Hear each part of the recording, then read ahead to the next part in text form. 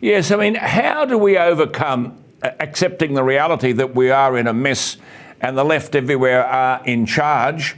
How do we overcome this left-wing talk that Indigenous Australians don't have a voice? We've now got sporting bodies, the Olympic Committee, corporations, banks advocating a yes vote, when in fact all that Phillip brought to the colony, according to the March of the Left, must be now handed back. I mean, Lydia Thorpe, I have to say, is my new heroine, because she says we don't want a voice, we don't want a treaty, we want sovereignty, rent, a proportion of GDP. She's the only one telling the truth.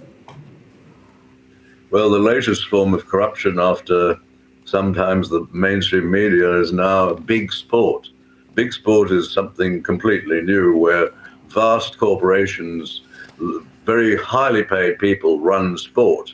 And they're getting enormous incomes because of television advertising, and they're using sport for political purposes. And we've seen that in relation to a referendum which has nothing to do with big sport. Big sport doesn't vote. So why should they be taking a position in relation to a referendum on changing the Constitution?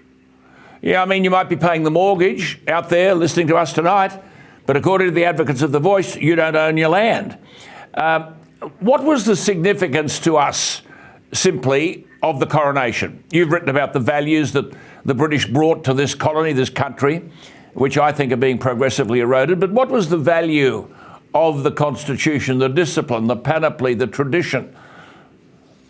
It's the eighth since the settlement. It stays as it is, and it emphasises the original Judeo-Christian values, not the Judeo-Christian religion, but the values which base our civic society. And it recalls all of the pillars that Phillip brought with him because of the oath that the sovereign swears, which is to observe and to follow and to apply the laws and customs of each of the realms. So that it reflects the fact that the crown has changed. The crown is now important not so much for the power it wields, but the power it denies others. It is a constitutional check and balance, and that is what is so important in the Westminster system. And we need at that level. Sorry, and you write, Professor Flint's right, that we should not embrace constitutional change unless there's credible evidence that the change proposed is desirable, irresistible, and inevitable. And you say we must do two things to save the nation: cling to what we have and work to improve the governance of the nation. Your words, a nation which delinquent politicians seem so determined to set on the path of decline. Just amplify that point, delinquent politicians. Well, I think the problem in this country is that there's no significant problem in this country, if it weren't created by the politicians, has been made significantly worse by them.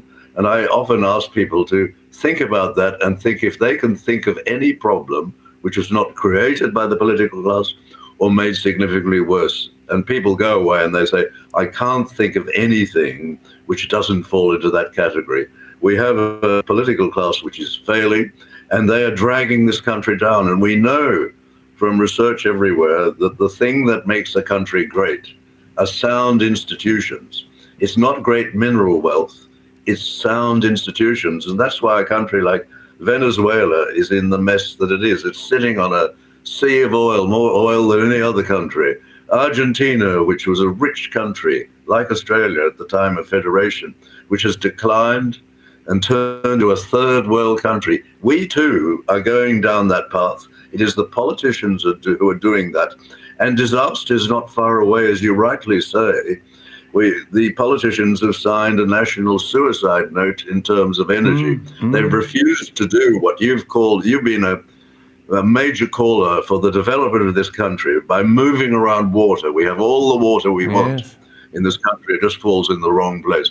If it were moved around and we built dams and so we could have development, we wouldn't have to live floor above floor in Sydney, Melbourne and Brisbane. We wouldn't have to live in the crowds that we live here. The whole country could be developed like the United States.